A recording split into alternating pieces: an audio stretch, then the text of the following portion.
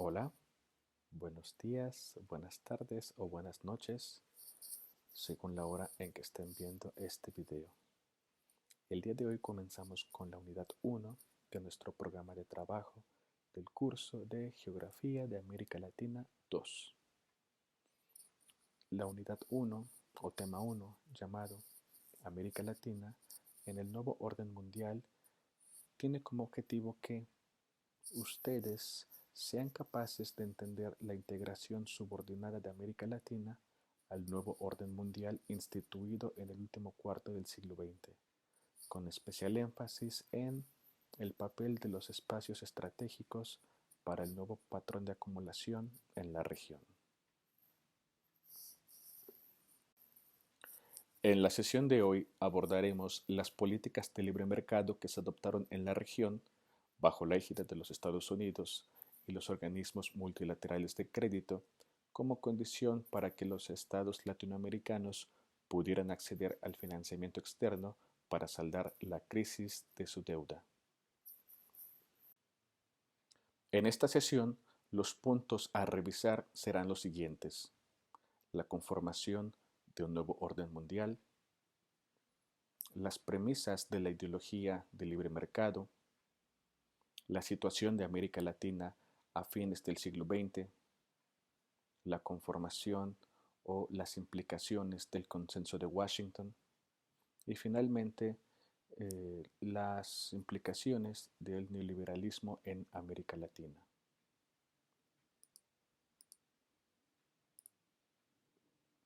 Por lo que se refiere a la conformación de un nuevo orden mundial, tenemos que para mediados del siglo XX, en el contexto de la posguerra, Estados Unidos se levantaba como la potencia hegemónica a nivel mundial. Esta nueva potencia convoca a distintos países a una reunión en New Hampshire, que es donde se encuentra la ciudad de Bretton Woods, para poder llevar a cabo acuerdos que dieran sustento a un nuevo orden monetario internacional y poder dar estabilidad al mercado mundial frente a la devastación económica que había causado la guerra. Fue así que en 1944, 44 delegados de distintos países, encabezados por las delegaciones de Estados Unidos y Gran Bretaña, se reúnen para dar forma a este nuevo orden mundial que ciertamente terminó plasmando la hegemonía de Estados Unidos como la nueva potencia mundial. Las instituciones que se crearon a partir de Bretton Woods fueron el Fondo Monetario Internacional y el Banco Mundial, las cuales se orientaron hacia la reconstrucción de la economía y la estabilidad del mercado internacional. Por lo menos durante los años 50 y 60 y una parte de los años 70. Sucede que a partir del último cuarto del siglo XX, estas funciones. ¿Esto gracias a qué?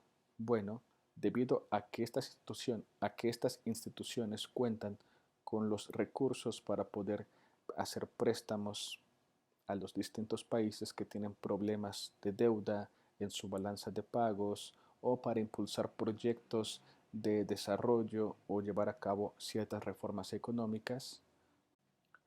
Y es que a finales del siglo XX, estas instituciones asumirán como propio un credo neoliberal que tendrá como objetivo la conformación de un Estado mínimo, un Estado que deja de intervenir en la economía, que renuncia a sus funciones de regulación y que se ciñe solamente a ser un garante de las inversiones, a ser un garante de la propiedad privada.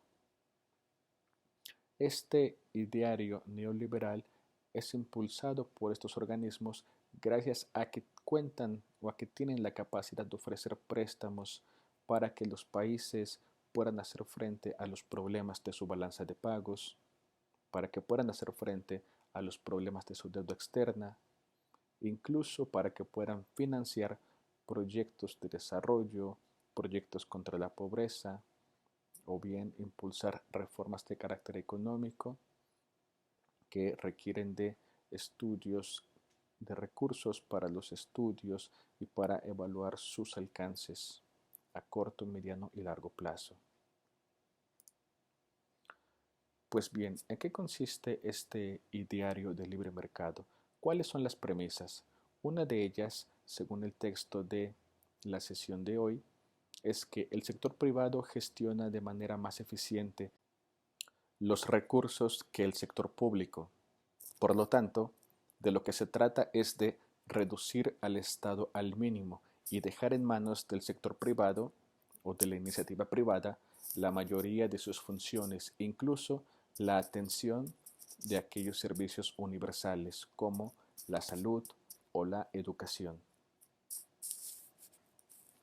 Una segunda premisa del ideario del libre mercado es la siguiente.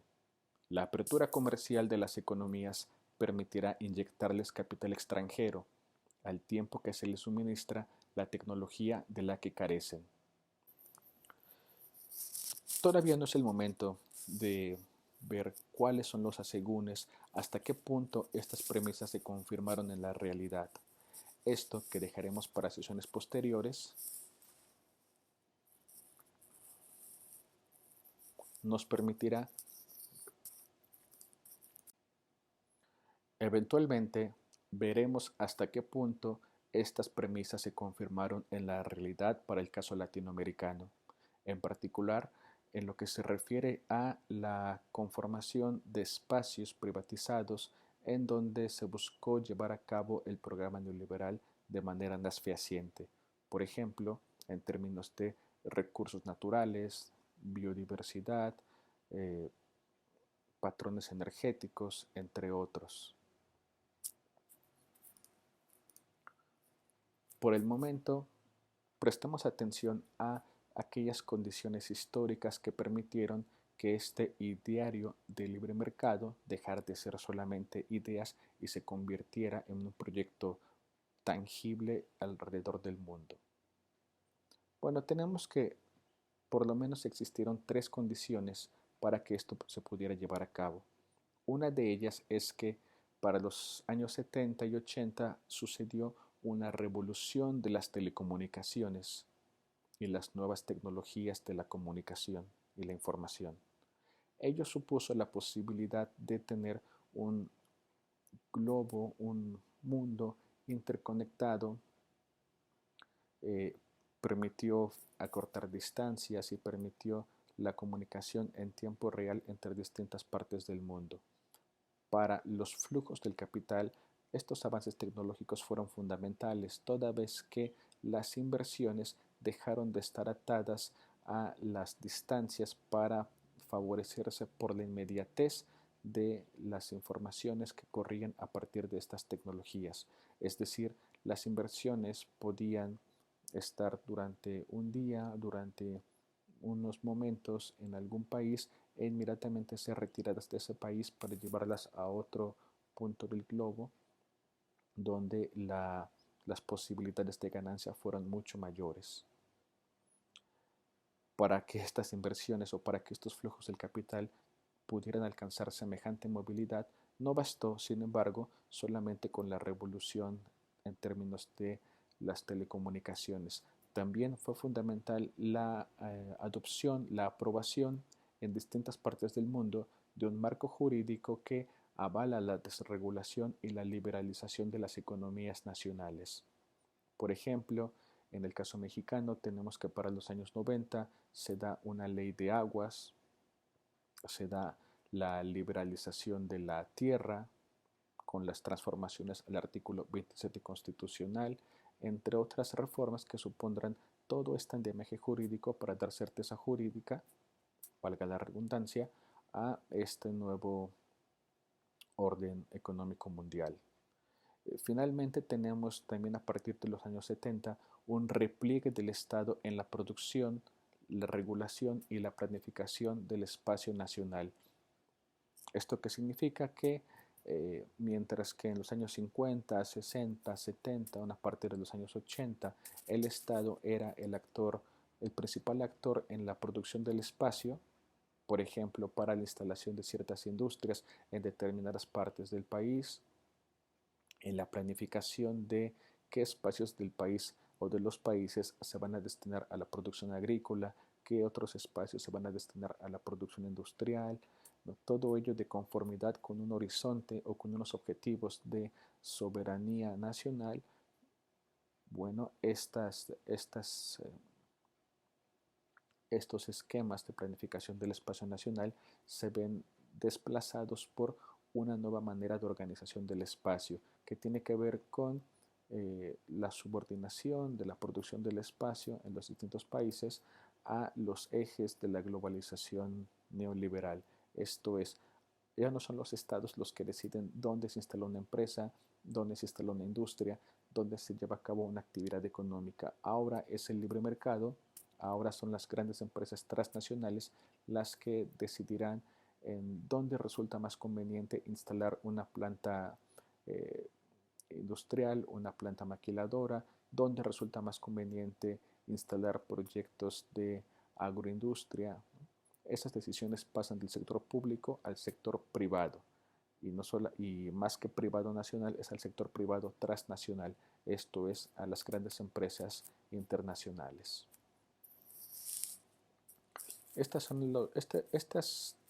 tres ejes, compañeras y compañeros, son el soporte del diario de libre mercado a nivel mundial. Sin estos tres ejes, por más que los organismos multilaterales de crédito hubieran ejercido presión para que los países adoptaran la lectura del libre mercado, sin estos tres ejes hubiera sido muy difícil que este contexto neoliberal se asentara a nivel mundial.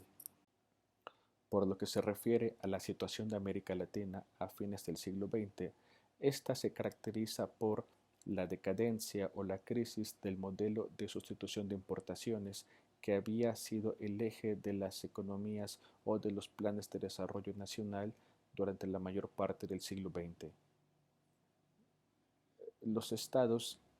Durante décadas, los estados latinoamericanos se habían endeudado en el exterior con el objetivo de conseguir divisas para las empresas nacionales, de tal manera que éstas fueran capaces de producir aquellos bienes que provenían del exterior, de tal manera que tuvieran un mercado protegido, esto es, un mercado interno cuya oferta venía de la propia industria nacional.